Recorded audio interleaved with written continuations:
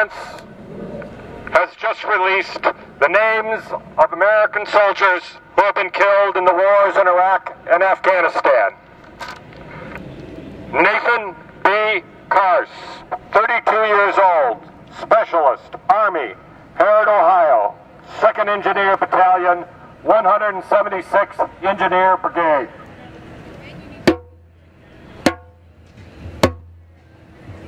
Patrick R. Carroll, 25 years old, Sergeant, Army, Norwalk, Ohio, 319th Military Intelligence Battalion, 525th Battlefield Surveillance Brigade.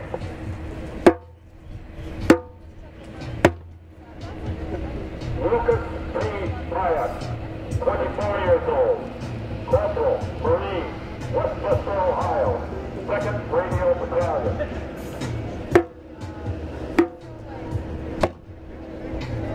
Aaron M. Swanson, 21 years old, Lance Corporal, Marine, Jamestown, New York, 4th Marine Division.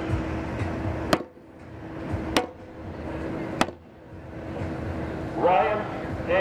Gardner, 23 years old, Specialist, Army, Dubont, New Jersey, 201st Military Intelligence Battalion.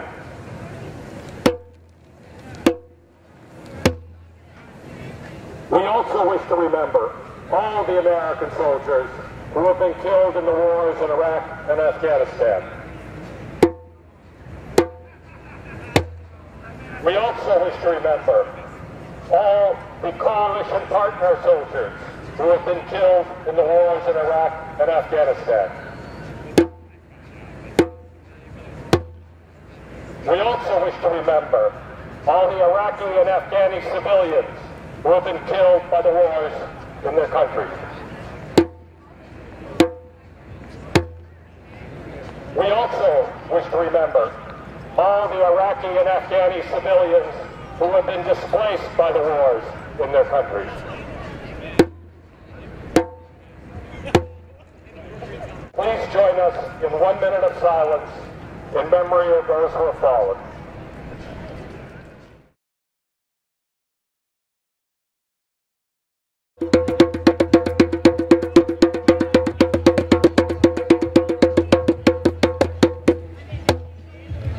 This concludes our program for today.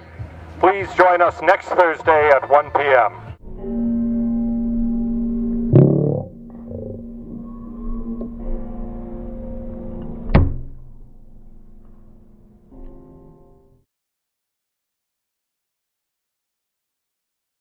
My personal history with regard to protesting and also trying to remember the fallen in the Afghani and Iraqi wars goes back to when I lived in Columbia, South Carolina, and we would gather at the State House every month. It was once a month, but it would be a much larger vigil than this. We would have sometimes as many as 40 or 50 people.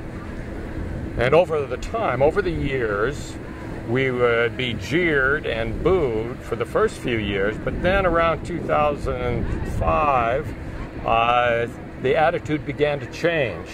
And we would have just as many people who would say, we support you, or they'd honk their horns in support rather than giving us the finger. So it was interesting to follow the trend. It really tracked the Gallup poll on the popularity of the war. And this, remember, was in South Carolina, where it's quite conservative to begin with. And when I came to Emory in 2007, I found out about this and joined it, I think in the spring of 2008, so I started coming. And it was basically to do the same thing. And we had a somewhat larger group then, and Thea can say how large it was at the beginning of the war. But for me at this point, it really is important, especially on a campus as comfortable as Emory, to remind the young men and women who are on this campus that there are people their age who are making this sacrifice, whether the war was justified or unjustified, or whether it was wise or unwise. The important thing is that young American men and women are doing what they think are their duty, and they are sacrificing for something that they believe in, And I think it's right that even if we oppose the war, and certainly if we support it, but even if we oppose the war, to remember that sacrifice. And so this is really a memorial as much as it is a protest. But we are also keeping the war in people's minds, and that's an important goal too, that it's not over yet, baby.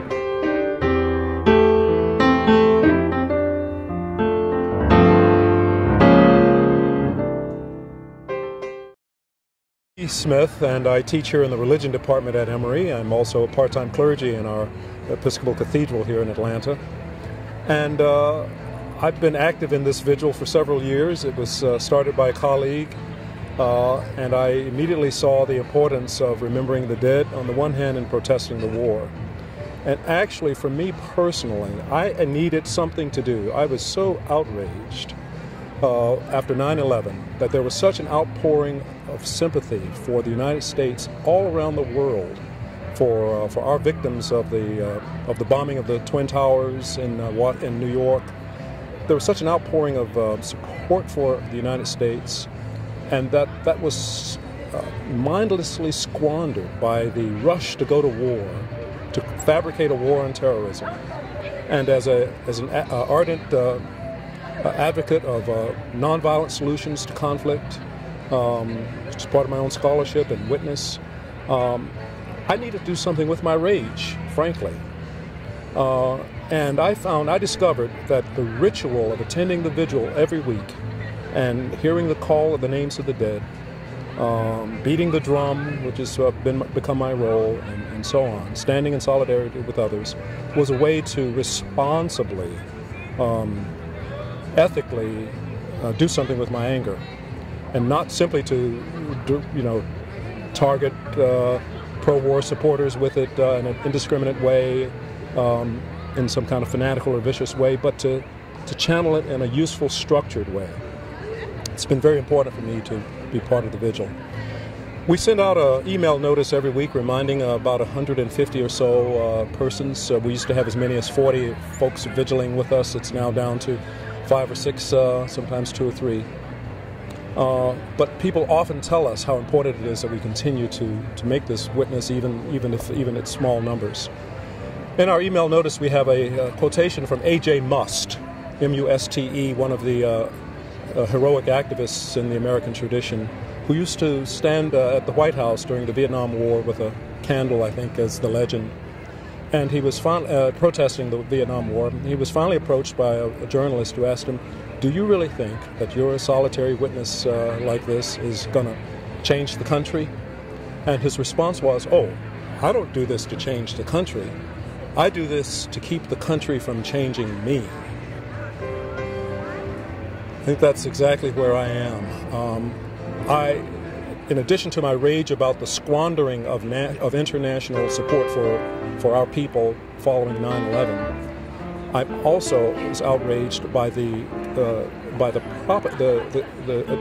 administration's propaganda machine, which has essentially tried to induce us all to forget that lives are being lost and blood is being shed in our name in Iraq and in Afghanistan. A very effective media and political propaganda apparatus designed to make us ignore it, go to sleep, spend money, be good consumers, and not count the cost. And so the fact that my tax dollars are going for this kind of what I consider, once again, an unnecessary, unwarranted, and by standards of just war theory, Christian and other standards of just war theory, unjustified war, my tax dollars are being spent that way. We're also being told to not notice. The book by Alice Miller is called "Thou Shalt Not Be Aware," and I refuse to yield to that. So as an active citizen, a patriot of my country, of the highest ideals of my country, I insist on remembering that cost and will not let myself be changed by a nation or government that wants me to forget.